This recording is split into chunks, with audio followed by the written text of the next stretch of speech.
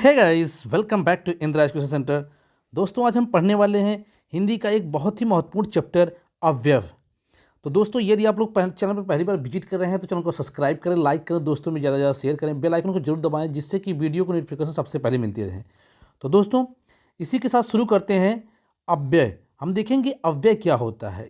तो दोस्तों, कुछ उदाहरण के माध्यम से देखेंगे कि अव्यय क्या होता है या अव्यय को किस तरीके से प्रयोग किया जाता है। तो सबसे पहले देखेंगे अव्यय शब्द जिनके रूप में लिंग वचन कारक, कहेंगे कि वे शब्द जिनके रूप में लिंग वचन कारक काल पुरुष आदि के कारण कोई परिवर्तन नहीं होता है उसे हम अव्यय कहते हैं।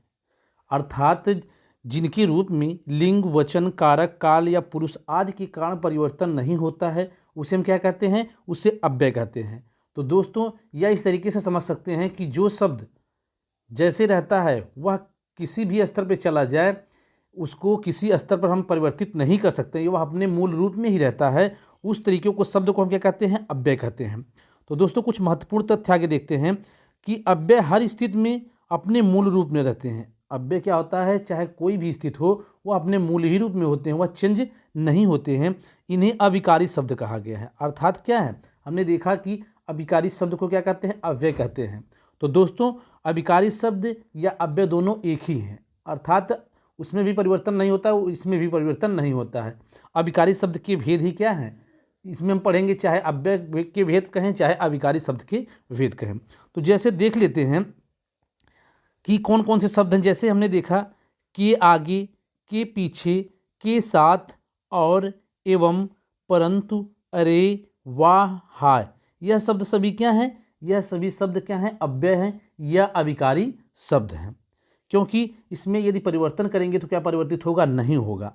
जैसे हमने कहा कि विकारी शब्द क्या होता है, जैसे विकारी शब्द मान लीजिए होता है कि उसमें क्या होता है, लिंग वचन कारक काल के आधार पर परिवर्तन हो जाता है। जैसे हमने कहा कि लड़का का लड़की हो जाता है, छात्र का छात्रा हो जाता है, तो उसमें परिवर्तन हो जाता है। लेकिन जो यह शब्द अव्यय या विकारी शब्द होता है इसमें परिवर्तन नहीं होता है। तो दोस्तों, देखेंगे अव्यय के भेद। अव्यय के भेद कहा जाता है कि अव्यय के मुख्यतः 4 भेद होते हैं। मुख्यतः कितने होंगे, 4 भेद। कौन कौन से? पहला है आपका क्रिया विशेषण अव्यय, दूसरा है संबंध बोधक अव्यय, तीसरा है समुच्चय बोधक अव्यय, और चौथा है आपका विस्मयाद बोधक अव्यय। तो हमने देखा कि अव्यय के कितने भेद होते हैं, मुख्यतः 4 भेद होते हैं। क्रिया विशेषण अव्यय, संबंध बोधक अव्यय, समुच्चय बोधक अव्यय और विस्मयाद बोधक अव्यय। इसी के अंतर्गत एक आता है निपात। यह निपात जो है इसी के अंतर्गत आता है, लेकिन इसके भेद में काउंट नहीं किया जाता है। तो मुख्यतः कहेंगे तो 4 ही भेद कहेंगे, निपात को हम नहीं जोड़ेंगे। निपात को हम अलग से पढ़ेंगे, एक इसकी अलग से वीडियो आएगी, उसमें हम निपात के बारे में पूरा डिटेल से पढ़ेंगे। तो दोस्तों, देखते हैं कि यह जो इसके भेद हैं इनको हम डिटेल में देख लेते हैं कि यह होते क्या है, इसका प्रयोग किस तरीके से किया जाता है। तो दोस्तों, हम देखेंगे पहले संबंध बोधक। क्रिया विशेषण की क्लास आपको प्लेलिस्ट में मिल जाएगी। क्रिया विशेषण में पूरा डिटेल से कराया कि क्रिया विशेषण होता क्या है, इसके भेद कितने होते हैं। आप जाकर डिस्क्रिप्शन में भी लिंक मिल जाएगा इसका, आप जाकर वहाँ से देख सकते हैं। तो दोस्तों, हम शुरू करेंगे संबंध बोधक अव्यय से। देखेंगे संबंध बोधक अव्यय क्या होता है या कौन से उदाहरण इसके अंतर्गत आते हैं। तो देखेंगे कि जो शब्द संज्ञा या सर्वनाम के बीच में संबंध का बोध कराते हैं उसे संबंध बोधक अव्यय कहते हैं। आप ध्यान रखिएगा, यह 2 शब्द, जो शब्द क्या है, संज्ञा या सर्वनाम, कोई वाक्य हो इसमें संज्ञा या सर्वनाम दोनों आया हो और संज्ञा और सर्वनाम के बीच जो शब्द संबंध स्थापित कराता वही हमारा क्या है, वही हमारा संबंध बोधक अव्यय है। जैसे इसकी पहचान की बात की जाए कि वह कौन कौन से शब्द होते हैं, जैसे के आगे, के पीछे, के दाएं, के बाएं, के ऊपर, के नीचे, के अंदर, के साथ, की तरफ, के निकट, के पास, हेतु, लिए, कारण, खातिर, सहित, सहचारण, बगैर, अलावा, अतिरिक्त, वास्ते, बदले, पलटे, एवज, यह सभी शब्द क्या हैं, यह सभी शब्द आपके संबंध बोधक अव्यय हैं। क्योंकि क्या करते हैं, यह शब्द आप वाक्य के माध्यम से देखिएगा कि यह शब्द क्या करते हैं, हमेशा संज्ञा और सर्वनाम के बीच संबंध को स्थापित करते हैं। तो दोस्तों, कुछ वाक्य के माध्यम से देख लेते हैं कि किस तरीके से संबंध स्थापित करते हैं ये जो संबंध बोधक अव्यय शब्द होते हैं। तो दोस्तों, तो आपका पहला उदाहरण है, टोकरी के अंदर आम है। टोकरी के अंदर आम है। यह टोकरी और आम के बीच संबंध स्थापित कौन कर रहा है? तो टोकरी और आम के बीच संबंध स्थापित कौन कर रहा है? आपका कर रहा है के अंदर शब्द। कौन? के अंदर शब्द। इसलिए के अंदर शब्द क्या है? संबंध बोधक अव्यय है। जैसे हमने कहा कि बंदर और छत के बीच कौन संबंध स्थापित कर रहा है? तो वह हो गया आपका के ऊपर शब्द, कि बंदर छत के ऊपर बैठा है। तो के ऊपर शब्द क्या कर रहा है? संबंध स्थापित कर रहा है। इससे पता लग रहा है कि क्या है? बंदर छत के ऊपर बैठा है, इसलिए क्या है? के ऊपर शब्द हमारा क्या है? संबंध बोधक अव्यय है। दोस्तों नेक्स्ट देखेंगे, सीता बाजार की ओर जा रही है। तो सीता और बाजार के बीच संबंध कौन स्थापित कर रहा है?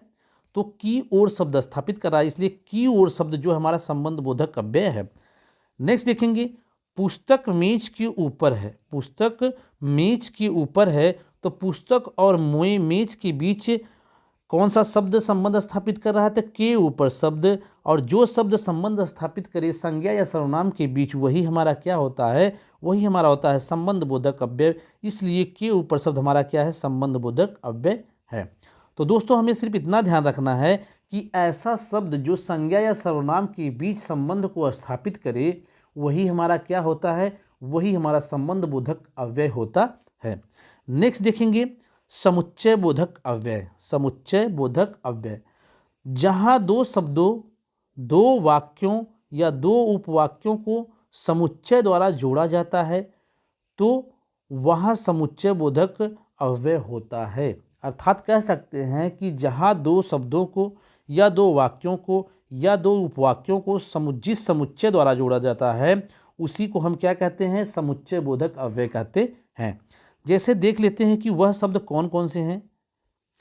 जैसे हम देखेंगे कि और, तथा, एवं, परंतु, क्योंकि, चूंकि, मगर, इसलिए, लेकिन, अथवा, अन्यथा, वरन्य, जो, जिसे, जैसे, जिन्हें, यह शब्द सभी क्या हैं? यह सभी शब्द क्या हैं? समुच्चय बोधक अव्यय है। क्योंकि यह जो शब्द हैं यह सदैव क्या करते हैं? या तो दो शब्दों के बीच संबंध बनाएंगे, या तो दो वाक्यों के बीच संबंध बनाएंगे, या दो उपवाक्यों के बीच संबंध बनाएंगे। तो दोस्तों उदाहरण के माध्यम से देखते हैं कि किस प्रकार से यह संबंध स्थापित करते हैं।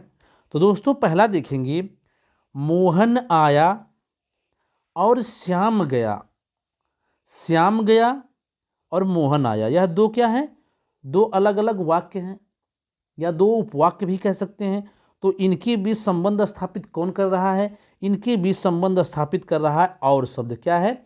और शब्द। देखिए समुच्चय बोधक और संबंध बोधक में डिफरेंट क्या है? समुच्चय बोधक जो होता है वह दो शब्दों, दो वाक्यों या दो उपवाक्यों के बीच संबंध स्थापित करता है, लेकिन संज्ञा और सर्वनाम के बीच जो संबंध स्थापित करता है वही क्या होता है? हमारा संबंध बोधक होता है। तो डिफरेंट समझ में आ गया। नेक्स्ट देखेंगे कि दुर्योधन बहुत वीर था। दुर्योधन बहुत वीर था परंतु घमंडी था। तो दुर्योधन बहुत वीर था, यह क्या हो गया? आपका एक वाक्य हो गया। घमंडी था, यह क्या हो गया? उपवाक्य हो गया। तो चाहे दो उपवाक्यों के बीच या वाक्य और उपवाक्य के बीच संबंध स्थापित करे तो वही शब्द क्या होता है? हमारा समुच्चय बोधक। तो क्या हो गया? दुर्योधन बहुत वीर था परंतु घमंडी था, तो दोनों के बीच संबंध स्थापित कौन कर रहा है? तो परंतु शब्द ही क्या कर रहा है? दोनों के बीच संबंध स्थापित कर रहा है। तो परंतु शब्द क्या हमारा? समुच्चय बोधक अव्यय है। नेक्स्ट देखेंगे कि चुपचाप बैठो या चले जाओ। चुपचाप बैठो या चले जाओ, तो कहेंगे चुपचाप बैठो, यह दो क्या है? दोनों दो उपवाक्यों के बीच संबंध कौन स्थापित कर रहा है?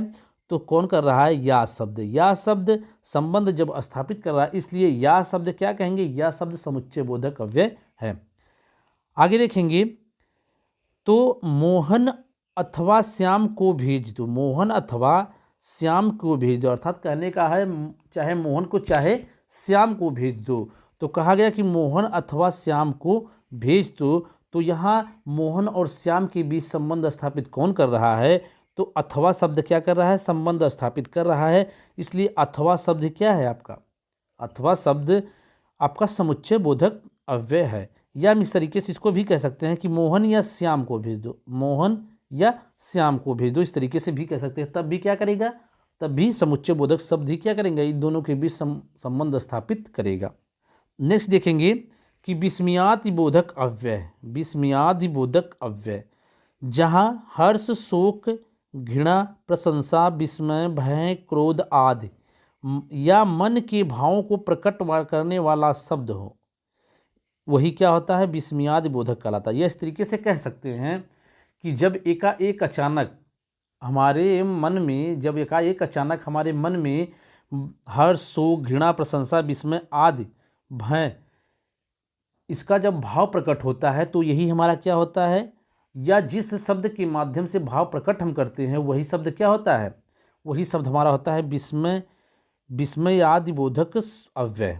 जैसे हम समझ लेते हैं, और यदि कहा जाए कि अभी हमने देखा कि संबंध और समुच्चय बोधक, तो उसका प्रयोग कहीं न कहीं बीच में हो रहा था या दो शब्दों के बीच हो रहा था, लेकिन आदि बोधक होता है, इस शब्द का प्रयोग क्या होता है, वाक्य के शुरू में ही हो जाता, वाक्य की स्टार्टिंग में ही हो जाता है। जैसे पहचान करेंगे या पहचान देखेंगे तो जैसे वाह, अरे, भू भू, छी छी, हे राम, यह सभी शब्द क्या हैं, अचानक हमारे हृदय से निकलते हैं। हम क्या करते हैं, सोच कर नहीं बोलते, लेकिन क्या होता है, ऐसी कुछ घटनाएं होती जिससे क्या होता है, हमारे मन से या हमारे मुख से क्या होते हैं, अचानक क्या होते हैं, ऐसे शब्द निकल जाते हैं। जैसे कहा वाह तुम बहुत अच्छे हो, जैसे कहा अरे ये काम खराब हो गया। तो इस तरीके से यह शब्द क्या हो गया आपके, यह अचानक या मन के भावों के अंदर उत्पन्न होते हैं और अचानक हमारे मुख से निकल जाते हैं। तो ऐसे शब्द क्या होते हैं, विस्मयादि बोधक शब्द होते हैं।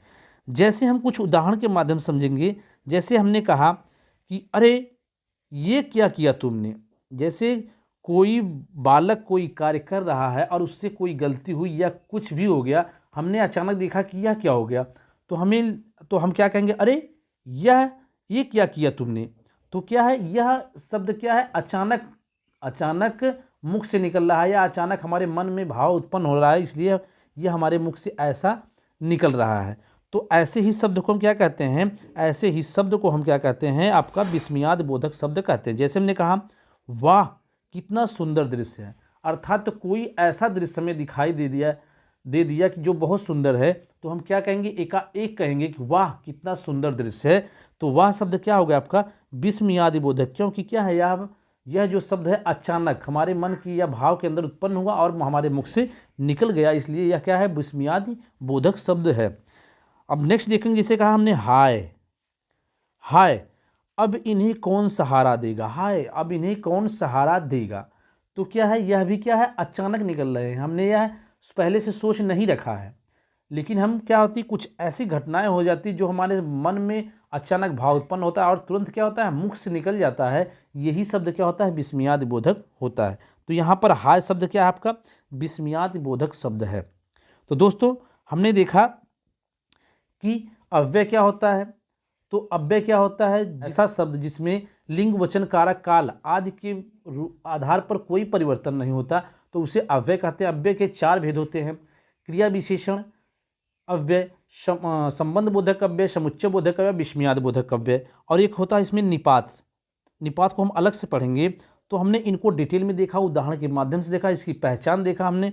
अब दोस्तों कल हम देखेंगे निपात, एक वीडियो के माध्यम से समझना चाहेंगे कि निपात क्या होता है, क्योंकि निपात बहुत से लोगों को नहीं पता है और बहुत लोग कन्फ्यूज हो जाते हैं कि निपात शब्द क्या है।